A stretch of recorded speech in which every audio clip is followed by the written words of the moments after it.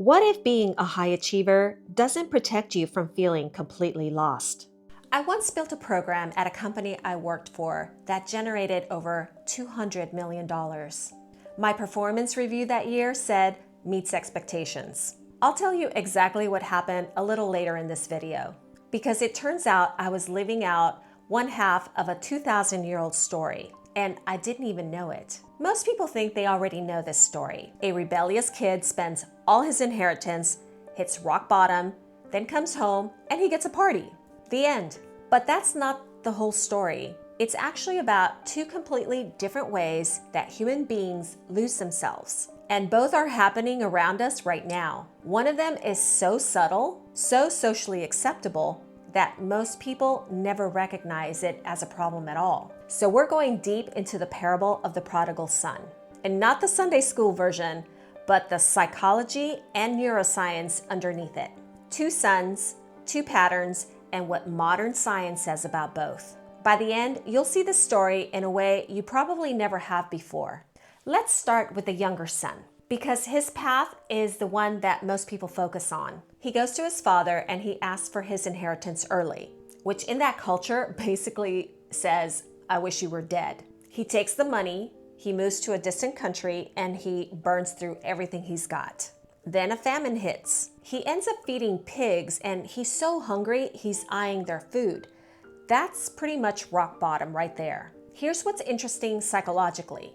The text says he came to himself, not he felt bad or he got scared.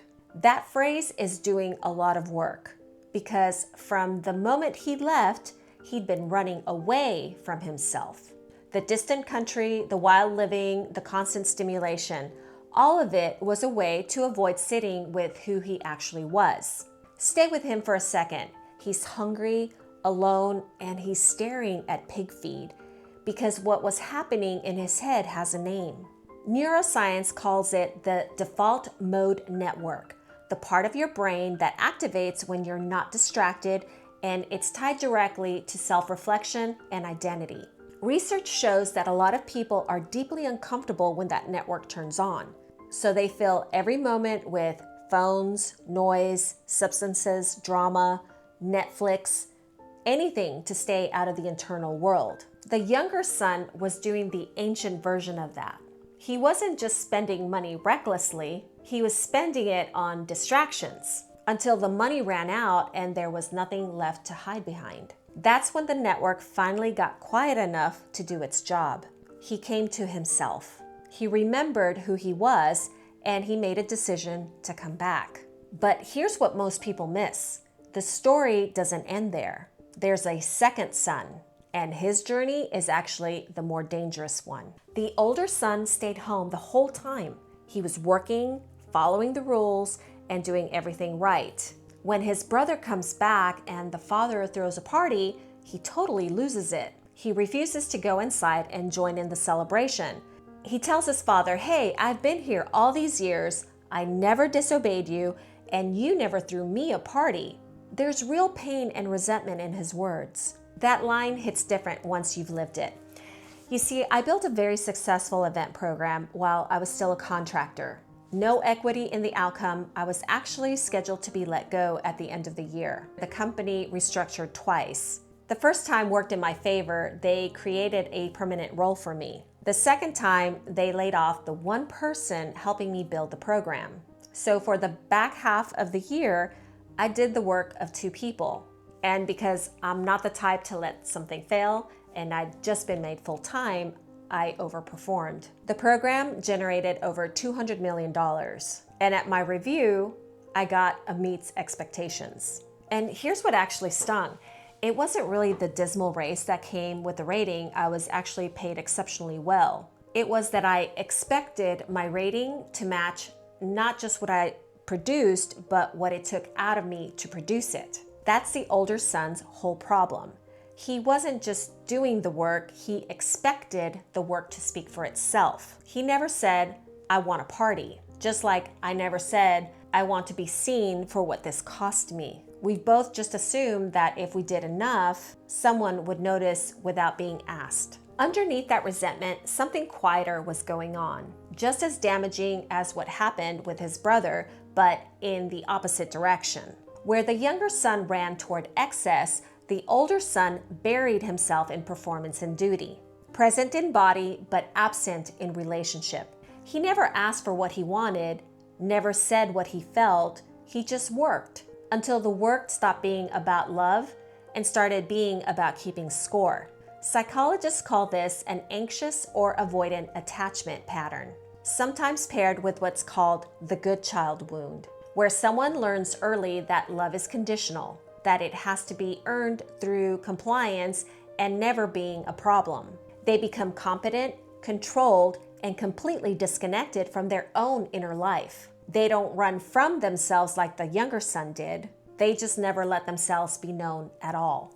That's a pattern a lot of people live in today. Maybe you know someone like this. Maybe you are someone like this. Outwardly successful and responsible, but privately exhausted and not entirely sure who you are outside of what you produce. So now you have two sons. One ran from himself into chaos and distractions, and one stayed put and hid inside performance. Two different paths landing in the same space.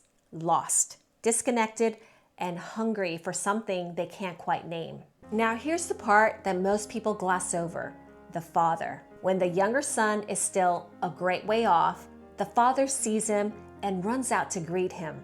He wasn't waiting for an apology and no arms crossed at the door like you might think.